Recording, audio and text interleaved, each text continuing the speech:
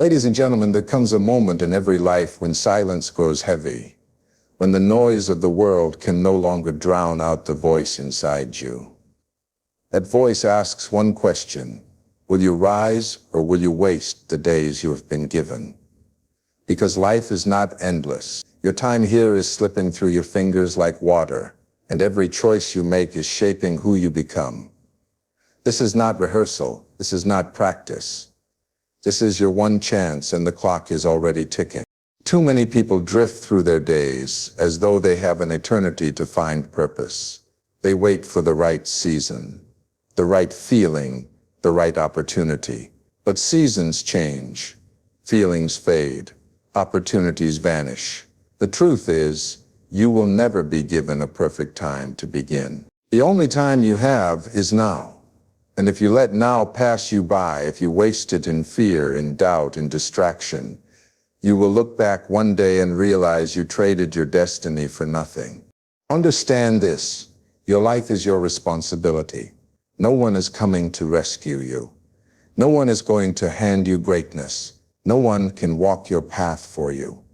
If you want strength, you must train. If you want wisdom, you must seek. If you want success, you must build. It is not enough to want. It is not enough to dream. Wanting and dreaming are the spark, but action is the fire. And until you choose to act, until you choose to step forward, despite the weight you feel, your life will remain the same. Struggle will meet you on this road. Pain will test you. Failure will greet you. But none of these are enemies. They are guides. Struggle teaches you what comfort never will. Pain sharpens you into something unbreakable. Failure is the greatest teacher you will ever have. Every scar on your soul is proof that you are still here. Proof that you fought. Proof that you refuse to give up. Do not run from these things. Embrace them, because they are not there to stop you. They are there to shape you. The world will tempt you with distractions, with ease, with excuses. It will tell you to settle, to play small, to accept less than you were made for. But deep inside you, there is something greater, a fire, a calling, a voice that will not be silenced. And if you ignore it, it will haunt you. But if you honor it, if you give yourself fully to it, that voice will lead you to a life beyond what you imagine. You must protect your focus. You must guard your time. You must fight for your purpose with everything you have, because the forces pulling you away will never stop. And when fear comes, and it will, do not wait for it to disappear. Fear is not meant to vanish. It is meant to be walked through. Courage is not the absence of fear. It is the decision to keep going even when fear is screaming in your ear. That is the moment that defines you. Not when it is easy, but when it is hard. Not when the world cheers, but when the world doubts. That is when you prove what you are made of. One day, your life will come to its end. And when it does, you will not be asked how many times you were comfortable, how many distractions you enjoyed, how many excuses you created. You will be asked one thing: what did you do with the time you were given? Did you waste it, or did you rise? Did you live as a shadow, or did you live as a light? Discipline is the bridge between who you are and who you want to be. Every person has a vision of the life they dream of living. But vision alone is not enough. Vision without discipline is like a map without footstep. You can look at it, you can admire it, you can trace the lines of where you want to go. But without walking the path, you will never arrive. And walking the path requires discipline. Discipline is not glamorous. It is not always exciting. It is not fueled by constant bursts of motivation. Motivation may get you started, but it will never carry you through. Discipline is the steady hand that pulls you out of bed when you want to stay asleep. It is the quiet strength that makes you keep going when no one is watching. It is the unwavering decision to keep moving forward even when your emotions beg you to stop. The truth is, your goals will test you. They will demand more from you than you think you have. And if you rely only on feeling ready, you will never reach them. You will always find an excuse, always find a reason to wait, always find a way to convince yourself that tomorrow is better than today. But tomorrow is a lie. Tomorrow is a thief. Tomorrow is the graveyard where most dreams are buried. Only discipline can save you from that graveyard. Think about it this way. The person you are right now is the result of your past disciplines, or lack of them. Your health, your knowledge, your relationships, your success, all of it is shaped by the small choices you made day after day. And the person you are becoming tomorrow will be shaped by the discipline you practice today. The gap between who you are and who you want to be will never close without daily deliberate effort. Discipline does not ask you to be perfect. It asks you to be consistent. It asks you to show up, to give effort, to keep moving forward, even in small steps.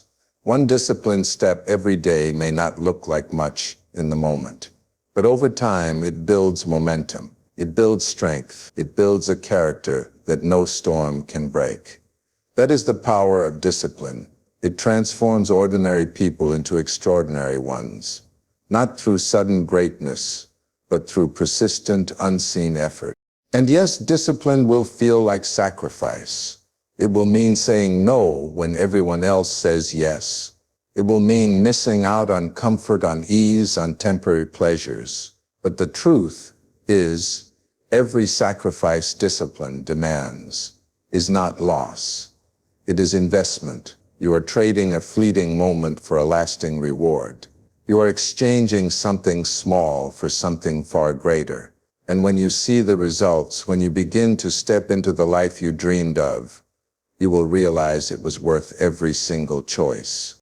The ones who rise above, the ones who achieve greatness, the ones who leave a legacy, they are not the most talented, not the most gifted, not the luckiest. They are the most disciplined. Because discipline turns weakness into strength, chaos into order, dreams into reality. Without it, potential dies. With it, there are no limits. So the question you must ask yourself is simple. Will you stay where you are, or will you cross the bridge? Because the bridge is not built with excuses. It is not built with comfort. It is not built with waiting. It is built with daily discipline. And the other side of that bridge is the life you were meant to live. Your pain can either imprison you or prepare you. Every single one of us carries pain. Some visible, most hidden deep within. Pain is part of life's language, a universal truth that no one escapes. But while pain itself is inevitable, what you choose to do with it, that is where destiny is decided. For many, pain becomes a prison. It traps them in bitterness, in regret, in fear. They replay their wounds over and over again until they become chains around the heart. They stop moving, stop believing, stop trying. They convince themselves that because they were hurt, they can no longer hope, that because they failed once, they will fail always. That because someone broke them, they can never be whole again. And in that prison, dreams die quietly, not with a shout, but with a whisper of surrender. But there is another path. The same pain that breaks some can build others. The same suffering that imprisons some can prepare others for greatness. Pain is a tool, if you let it be. It can harden your resolve, sharpen your focus, and carve out of you a strength you never knew you had. The fire that burns can also refine. The storm that rages can also cleanse. The darkness that surrounds you can also teach you to see light in a way you never did before. Think about it. Every champion, every leader, every soul who ever rose to greatness walked through pain. They were knocked down, humiliated, doubted, broken. But instead of letting it define them, they allowed it to shape them. Their pain became their teacher. Their scars became their testimony. Their struggle became their preparation for the moment destiny called their name. Pain has a way of stripping you down to what truly matters. It removes illusions, destroys excuses, and confronts you with yourself. In that place, you see who you really are. Will you quit? Will you run? Or will you rise? Pain offers you that choice, and in that choice lies transformation. Do not run from your pain. Do not drown it with distractions or numb it with shallow comforts. Sit with it. Learn from it. Let it speak to you, not as an enemy but as a teacher. Ask yourself, what is this pain preparing me for? What is it carving out of me? Because if you can endure, if you can keep moving, that pain will not leave you empty. It will leave you stronger. The weight you carry today is not there to crush you. It is there to build your muscle. The tears you cry are not a sign of weakness. They are the water that cleanses your soul. The wounds you bear are not the end of your story. They are the ink with which your victory will be written. Yes, pain hurts. Yes, it feels unfair. But buried within your suffering is the seed of your strength. And when you allow pain to prepare you instead of imprison you, when you choose to rise instead of collapse, you will become something unshakable. You will discover a version of yourself that fear cannot control, that failure cannot defeat, and that doubt cannot silence. Your pain can be your prison, or it can be your preparation. The choice is yours. Comfort is a silent killer of dreams. It does not shout, it does not strike, it does not destroy with violence. No comfort is far more dangerous. It whispers, it lulls you into a false sense of peace, convincing you that you are safe, that you have done enough, that tomorrow can carry the weight of what you refuse to do today. Comfort is not the reward of achievement. It is the thief of potential. You see, every great dream demands discomfort. Every mountain you wish to climb will demand that you leave the valley behind. Yet many remain seated in the valley, content with a view of the peak, but unwilling to make the climb. Why? Because the climb hurts. Because the climb is lonely. Because the climb forces you to strip away everything soft, everything easy, everything comfortable. And for most people, comfort feels better than growth. Look at the world's greatest stories. Not a single one was written in comfort. Heroes are not born in safety. They are forged in struggle. Inventors do not change the world from their couches. They endure years of failure, of ridicule, of sleepless nights. Athletes do not become champions by choosing what feels good. They sacrifice, they sweat, they suffer. Comfort never produced greatness, and it never will. The danger of comfort is that it feels harmless. You tell yourself, just one more hour of rest, just one more day of ease, just one more year of waiting, and before you know it, your entire life is wrapped in just one more. You wake up one day and realize that the fire you once carried has gone cold, buried beneath layers of convenience. Comfort deceives you into thinking you have time. But time is slipping, always slipping, and comfort is the lullaby that makes you forget. The truth is, growth and comfort cannot live in the same space. One will always push out the other. If you choose comfort, you will kill your growth. If you choose growth, you must sacrifice comfort. There is no middle ground.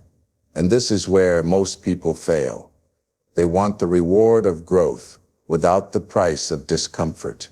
They want success without sacrifice, progress without pain, transformation without trials. But life does not work that way. If you want to rise, you must choose the harder road. You must welcome discomfort as a companion, not an enemy. Every time you step into discomfort, you are stepping into growth. Every time you push past what is easy, you are stretching into who you are meant to be. Discomfort is not punishment. It is preparation. It is the pressure that creates diamonds, the fire that purifies gold, the storm that strengthens roots. So ask yourself, are you alive or are you just comfortable? Because comfort feels safe, but it is the slowest form of death.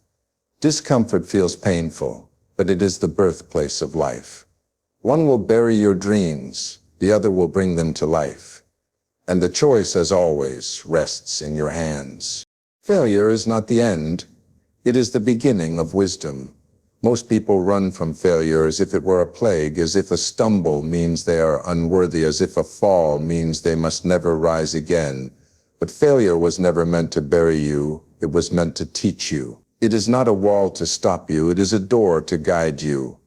Failure is not your enemy. It is your greatest mentor, if only you are willing to listen. Think back on your life. The moments where you grew the most, where you discovered your strength, where you truly changed, they were never the easy moments. They were the moments where you fell flat, where nothing went the way you hoped, where your heart felt crushed beneath the weight of defeat. And yet in those same moments you were being given a gift. Because failure carries within it lessons success will never teach. Success can make you proud, but failure makes you humble. Success can blind you to your weaknesses, but failure shines a light on them so you can grow. Success may feel good, but failure makes you strong. Without failure, there is no foundation for wisdom. Without falling, you cannot learn how to stand. Without breaking, you cannot learn how to rebuild. The greatest innovators in history failed more times than they succeeded. The greatest leaders stumbled countless times before they ever stood tall. Every champion has scars. Every pioneer has stories of rejection. Every master was once a beginner who got it wrong again and again. But the difference between those who succeed and those who stay defeated is not the absence of failure, it is their response to it. You can choose to let failure define you, to label yourself as broken, as incapable, as unworthy, or you can choose to let failure refine you, to strip away arrogance, to sharpen your character, to guide you closer to the truth of what works. Failure is feedback. It is the universe telling you, not this way, try again. Learn, adjust, grow. Those who listen rise. Those who ignore stay where they are. The fear of failure is what chains most people. They never take risks, never step into the unknown, never chase their dreams because they are terrified of falling. But what they don't see is that the failure they fear is the very thing that will make them strong enough to succeed. You cannot climb without slipping. You cannot sail without storms. You cannot live without falling. Failure is part of the journey, not the end of it. Imagine a child learning to walk. They fall again and again, sometimes laughing, sometimes crying, but always rising, always trying. If they gave up after their first fall, they would never walk. But children do not stop. Why? Because they do not see failure as final. They see it as part of the process. Somewhere along the way, adults forget this truth. We begin to treat failure like a grave instead of a stepping stone. But failure is not final unless you choose to stay down. The lesson is not in the fall, it is in the rising. The gift is not in the mistake, it is in the wisdom gained from it. Failure is not the end of your story, it is the chapter that makes your story worth telling. And so when failure comes, and it will, welcome it, learn from it. Let it mold you. Because the one who never fails has never tried. But the one who embraces failure, learns and rises again, that is the one who will change their life and perhaps even the world.